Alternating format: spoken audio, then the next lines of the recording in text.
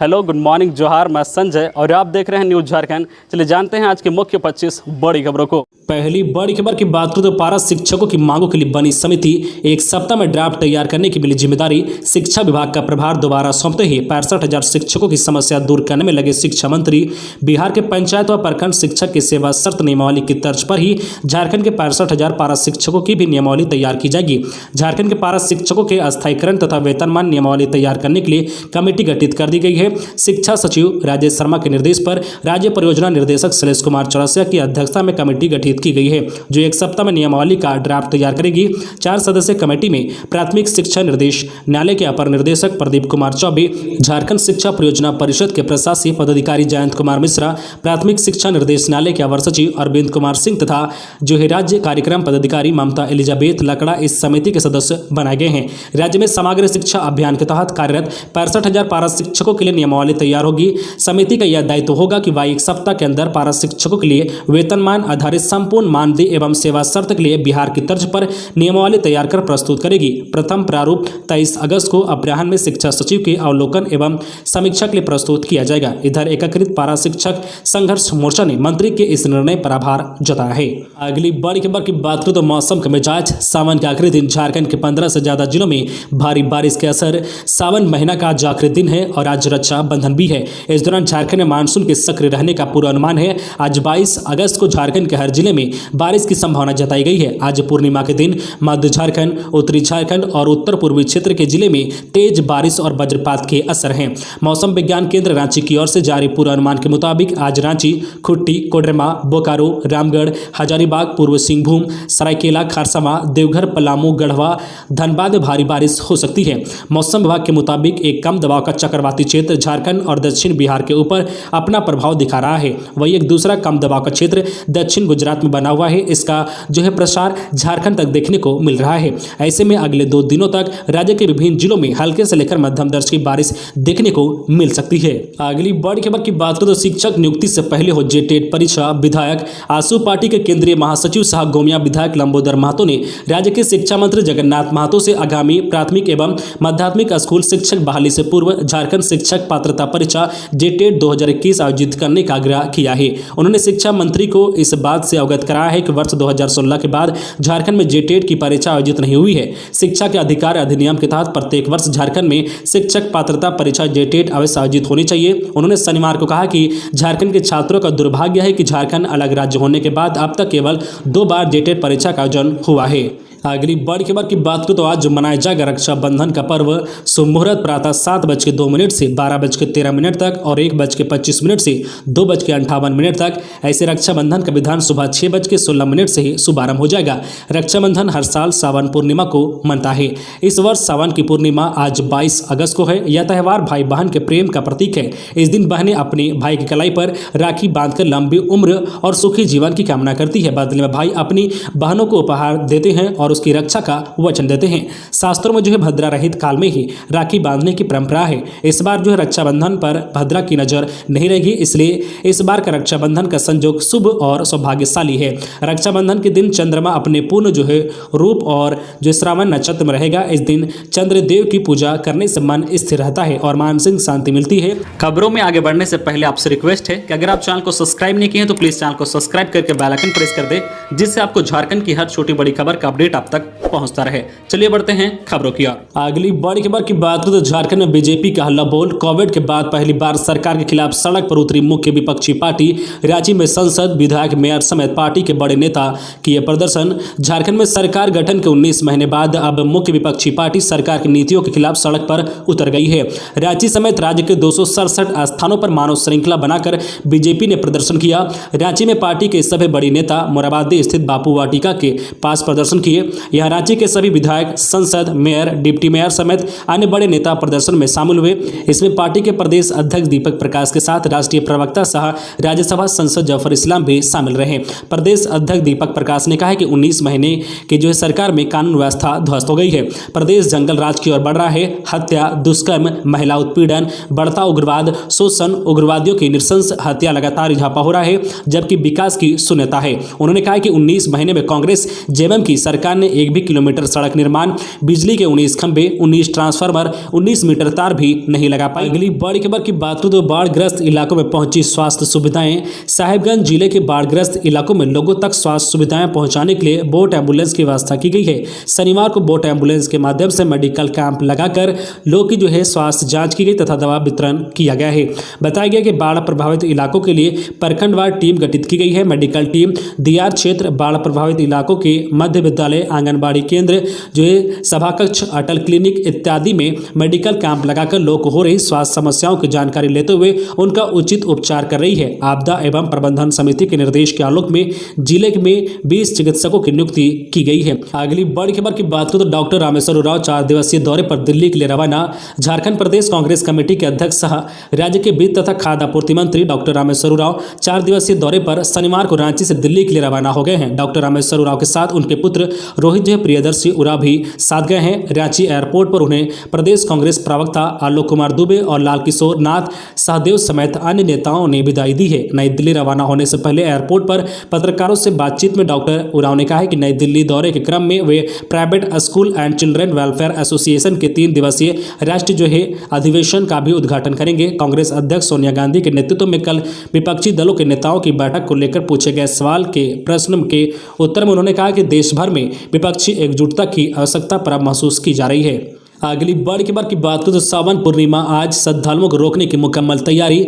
बासुकीनाथ में 22 अगस्त को सावन मास की पूर्णिमा और रक्षाबंधन है। इस दौरान आगंतुक श्रद्धालुओं को रोकने के लिए प्रशासन के द्वारा मुकम्मल तैयारी की गई है। इसको लेकर जगह जगह चेक पोस्ट बनाए गए हैं। पुलिस पदाधिकारी और जवानों को अलर्ट मोड में रहने का निर्देश दिया गया है। बासुकीनाथ मेला क्षेत्र में दर्जनों स्थान पर बैरिकेडिंग, शिवगंगा तट की घेराबंदी के अलावा जगह जगह पुलिस बल, पदाधिकारी और मजिस्ट्रेट की प्रतिनियुक्ति स्थल की। शनिवार को जरमुंडी अंचलाधिकारी सह मंदिर प्रभारी राजकुमार प्रसाद, जरमुंडी थाना प्रभारी नवल किशोर सिंह ने निरीक्षण किया व आवश्यक दिशा निर्देश दिए हैं। प्रशासन की गरज और मानसा साफ है कि वैश्विक महामारी कोविड-19 संक्रमण से बचाव को लेकर किसी भी हालत में बासुकीनाथ में श्रद्धालुओं का जमावड़ा लगने नहीं दिया जाए। अगली बड़ी खबर की बात करें तो शराब तस्करी के लिए वाहन लूटने वाले गिरोह का खुलासा। बिहार के 9 लुटेरे पलामू में गिरफ्तार। लूटी गई 2 पिकअप वैन समेत 3 वाहन जब्त। पलामू पुलिस ने शराब तस्करी के लिए एनएच पर वाहन लूटने वाले अंतर्राष्ट्रीय गिरोह का खुलासा किया है। इस गिरोह के सदस्य स्कॉर्पियो पर सवार होकर एनएच 75 और 98 पर घूमते रहते थे और मौका पाकर पिकअप वैन, सवारी गाड़ी आदि वाहनों को लूट लेते थे। इसके बाद वाहनों को शराब माफियाओं को बेच देते थे। इस गिरोह के 9 सदस्य पुलिस के हाथे चढ़ गए हैं। सभी बिहार के रहने वाले हैं। इसमें से एक पिकअप को बीते 30 जुलाई को एनएच 98 पर तेलाड़ी मोड़ और दूसरे को 10 अगस्त को सुल्तानी घाटी के पास से लूटा गया था। एसपी चंदन कुमार सिन्हा ने बताया कि पिकअप वाहन की लूट की जांच के लिए एसआईटी का गठन किया गया था। तकनीकी जांच के आधार पर पलामू पुलिस वाहन लुटेरे गिरोह तक पहुंची है। सभी आरोपी एवं स्कॉर्पियो में सवार होकर वाहन लूटने की घटना को अंजाम देने वाले थे। अगली बड़ी खबर की बात करें तो 1,81,00,000 से रांची के रॉक गार्डन का होगा सुंदरीकरण। बनेगा भव्य गेट, पार्किंग की होगी व्यवस्था। रांची के कांके रोड स्थित रॉक गार्डन का सुंदरीकरण होने जा रहा है। इसके सुंदरीकरण पर RRDA Ranchi regional welfare authority 1,81,00,000 रुपए खर्च करेगा। इस रकम से रॉक गार्डन का भव्य गेट बनाया जाएगा। साथ ही यहाँ एक बड़े आकार की पार्किंग भी बनेगी ताकि यहाँ आने वाले लोगों को अपने वाहन खड़ा करने में दिक्कत ना हो। सरकार ने एक गार्डन के सुंदरीकरण की योजना में 3 साल पहले ही बनाई थी, लेकिन कोरोना काल के चलते इसका टेंडर नहीं हो पा रहा था। अगली बड़ी खबर की बात करें तो हेमंत सरकार का निर्णय। झारखंड के सरकारी स्कूल में अब स्वयं सेवक भी बच्चों को पढ़ाएंगे। कोरोना के कारण स्कूलों के बंद रहने की स्थिति में बड़ी संख्या में सरकारी स्कूल के बच्चे शिक्षा से वंचित हैं। उन्हें ऑनलाइन शिक्षा का लाभ भी नहीं मिल पा रहा है। इसे देखते हुए राज्य सरकार ने सरकारी स्कूल के बच्चों को शिक्षा से जोड़ने, उनके बीच शैक्षणिक सामग्री पहुंचाने तथा उनका नामांकन सुनिश्चित कराने की जिम्मेदारी स्वयं सेवक वॉलंटियर को देने का निर्णय लिया है। झारखंड शिक्षा परियोजना परिषद के निदेशक शैलेश कुमार चौरसिया ने इससे लेकर सभी उपायुक्तों को आदेश जारी किया है। इसके तहत स्वयं सेवक पोषक क्षेत्र के 6 से 18 वर्ष आयु वर्ग के ड्रॉप आउट बच्चों तथा शेष आवश्यकता वाले बच्चों का स्कूलों में नामांकन कराएंगे। विद्यालय के पोषक क्षेत्र में वापस आए प्रवासी श्रमिकों को जागरूक करेंगे ताकि उनके बच्चे निकटतम स्कूल में नामांकन करा सके। अगली बड़ी खबर की बात करें तो वित्त मंत्री निर्मला सीतारमण का बड़ा ऐलान। कोरोना संकट में नौकरी खोने वाले का पीएफ 2022 तक भरेगी सरकार। इसके साथ ही वित्त मंत्री ने कहा कि कोरोना महामारी के मद्देनजर रोजगार पर संकट को देखते हुए वर्ष 2021 में मनरेगा का बजट 60,000 करोड़ रुपए से बढ़ाकर 1 लाख करोड़ रुपए कर दिया गया है। न्यूज एजेंसी एनआई की रिपोर्ट के मुताबिक मुताबिक वित्त मंत्री निर्मला सीतारमण ने कहा है कि केंद्र सरकार उन लोगों के लिए 2022 तक जो नियोक्ता के साथ साथ कर्मचारी के पीएफ हिस्से का भुगतान करेगी जिन्होंने कोरोना महामारी के दौरान अपनी नौकरी गंवा दी है, लेकिन उन्हें औपचारिक क्षेत्र में छोटे पैमाने की नौकरी में काम करने के लिए फिर से बुला गया है। इन इकाइयों पर जो है ईपीएफओ में पंजीकरण होने पर ही यह सुविधा दी जाएगी। वित्त मंत्री निर्मला सीतारमण ने साथ ही कहा कि यदि किसी जिले में औपचारिक क्षेत्र में काम करने वाले 26,000 से ज्यादा प्रवासी श्रमिक अपने मूल स्थान पर लौटते हैं तो केंद्र सरकार की 16 योजना में उन्हें रोजगार दिया जाएगा। उन्होंने कहा कि इसके साथ ही मनरेगा का बजट भी बढ़ाकर 1 लाख करोड़ रुपए कर दिया गया है। अगली बड़ी खबर की बात करें तो झारखंड में नहीं थम रहा है हाथियों का उत्पात, घर तोड़े व फसलों को रौंदा, हाथियों के कॉरिडोर में जोखिम में है जान। झारखंड के हजारीबाग जिले के बड़कागांव प्रखंड के विभिन्न गांव में हाथियों ने दर्जनों घर को तोड़े हैं, लाखों रुपए की फसलों और अनाज को नष्ट कर दिया है। मिली जानकारी के अनुसार फटरिया पानी अरविंद खालगो, रूपन खालगो एवं किरण तिर्की के घर को तोड़कर हाथी घर में रखे 5 क्विंटल चावल 3 क्विंटल गेहूं खा गए हैं। हाथियों के कॉरिडोर बड़कागांव रेंज में लोग की जान जोखिम में है। इतना ही नहीं, अरविंद खालगो एवं रूपन खालगो के घर में रखे गए महुआ को भी चट कर गए हैं। इसके बाद ग्राम जो है कुंदरू में टेकन गंजू, मोहन गंजू, मार्कस गंजू एवं सुनील तिर्की के घर को तोड़ डाले हैं। इसके 2 दिन पहले भी ग्राम में हाथियों का उत्पात देखने को मिला था, जिसमें से कई के घरों को तोड़े हैं और कई को फसलों को नुकसान किया था। अगली बड़ी खबर की बात करें तो बीजेपी नेता बाबूलाल मरांडी ने झारखंड के हेमंत सोरेन सरकार को घेरा, महिला अपराध व ट्रांसफर पोस्टिंग पर क्या बोले। झारखंड के पूर्व मुख्यमंत्री व बीजेपी विधायक दल के नेता बाबूलाल मरांडी रांची के नामकुम में राज्य की हेमंत सोरेन सरकार की जन विरोधी नीतियों के खिलाफ आयोजित मानव श्रृंखला में बतौर मुख्य अतिथि उपस्थित हुए। उन्होंने कहा कि झारखंड सरकार भ्रष्टाचार में डूब चुकी है। हेमंत सोरेन सरकार ने ट्रांसफर पोस्टिंग को उद्योग बना लिया है। झारखंड के पूर्व मुख्यमंत्री व बीजेपी विधायक दल के नेता बाबूलाल मरांडी ने हेमंत सोरेन सरकार को घेरते हुए कहा है कि राज्य में आए दिन आदिवासियों एवं महिलाओं का शोषण हो रहा है। राज्य की कानून व्यवस्था ध्वस्त हो चुकी है। आदिवासियों की हितैषी बनने वाली हेमंत सोरेन सरकार आदिवासियों के मुद्दों पर शांत है। बाबूलाल मरांडी ने कहा कि रूपा तिर्की को न्याय दिलाने के बजाय उनके परिजनों को परेशान किया जा रहा है। अगली बड़ी खबर की बात करें तो रिम्स में फिर जूनियर डॉक्टरों का भड़का गुस्सा, इन मांगों पर की आवाज बुलंद। सूबे का सबसे बड़ा अस्पताल रिम्स एक बार फिर जूनियर डॉक्टरों की बकाया मांगों को लेकर सुलगने लगा है। कोरोना काल में जूनियर डॉक्टर लगातार अपनी मांगों को रिम्स निर्देशक स्वास्थ्य मंत्री के सामने उठा रहे हैं। वह जूनियर डॉक्टर एसोसिएशन ने साफ कहा है कि अगर इस बार फिर अनदेखी होने पर जेडीए कड़ा रुख अख्तियार करने पर बाध्य हो जाएगा। दरअसल जूनियर डॉक्टर एसोसिएशन ने अपनी 3 मांगों को रिम्स निर्देशक और सरकार के सामने रखा है, जिसमें मुख्य है जूनियर डॉक्टर एसोसिएशन के सचिव अनितेश कुमार गुप्ता ने बताया कि मुख्य रूप से उनकी 3 मांग है जिस पर सरकार ध्यान नहीं दे रही है। जो मांग रखी गई है उनमें 2018-21 पीजी बैच, 2019-21 डिप्लोमा बैच को 1 जून 2021 से कोरोना महामारी की वजह से अवधि विस्तार दिया जाए। अगली बड़ी खबर की बात करें तो खुट्टी में रक्षा विश्वविद्यालय की शिफ्ट होने से नुकसान, आधे में ही रुकवाया गया विश्वविद्यालय का काम। झारखंड के खुट्टी में रक्षा विश्वविद्यालय डिफेंस यूनिवर्सिटी का आधा अधूरा निर्माण होने से जिले का नुकसान हुआ है। सीएम हेमंत सोरेन सरकार ने निर्माण कार्य के दौरान ही विश्वविद्यालय की जगह बदल दी है।